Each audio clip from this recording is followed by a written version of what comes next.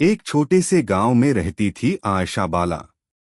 नाम जितना प्यारा, जिंदगी उतनी ही सख्त।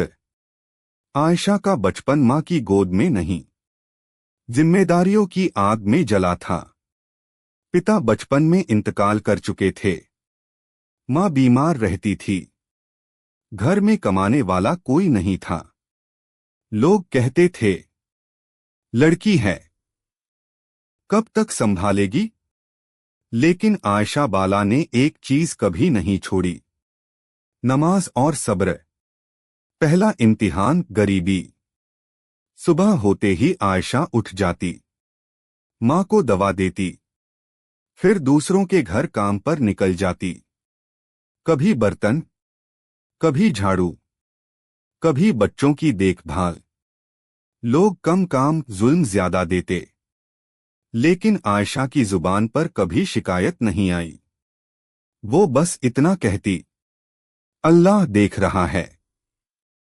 रात को थकी हुई जब सजदे में गिरती, तो आंखों से आंसू बहते। या अल्लाह, मेरे हाल से तू वाकिफ है। दूसरा इम्तिहान जुल्म। एक दिन जिस घर में वो काम करती थी, वहां से पैसे गायब हो गए। बिना सबूत, बिना शर्म, इल्जाम आयशा पर लगा दिया गया। मालिक चिल्लाया, यही चोर है, गरीब है, भूखी है। लोगों ने धक्के मारे, इज्जत तार तार कर दी। आयशा रोई नहीं, बस सिर झुकाकर बोली, अगर मैंने चुराया है तो अल्लाह मुझे सजा दे, और अगर नहीं तो वही मेरा इंसाफ करे। तीसरा इम्तिहान मां का इंतकाल। इल्जाम के कुछ ही दिन बाद आयशा की मां की हालत बिगड़ गई। दवा के पैसे नहीं थे, इलाज अधूरा रह गया।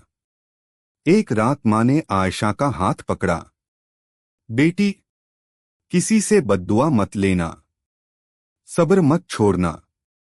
और फिर मां दुनिया से चली गई। उस रात आयशा अकेली हो गई। ना मां, ना सहारा, ना घर, बस एक चीज बची थी, अल्लाह।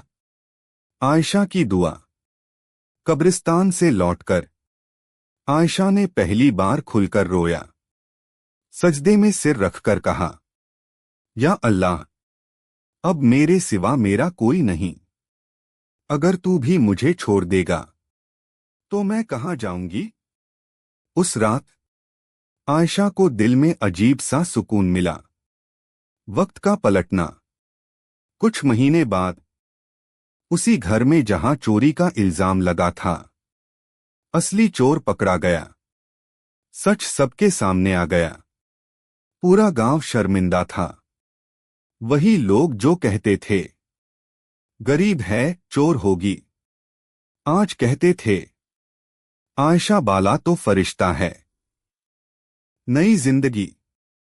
एक नेक दिल औरत आयशा को अपने साथ शहर ले गई।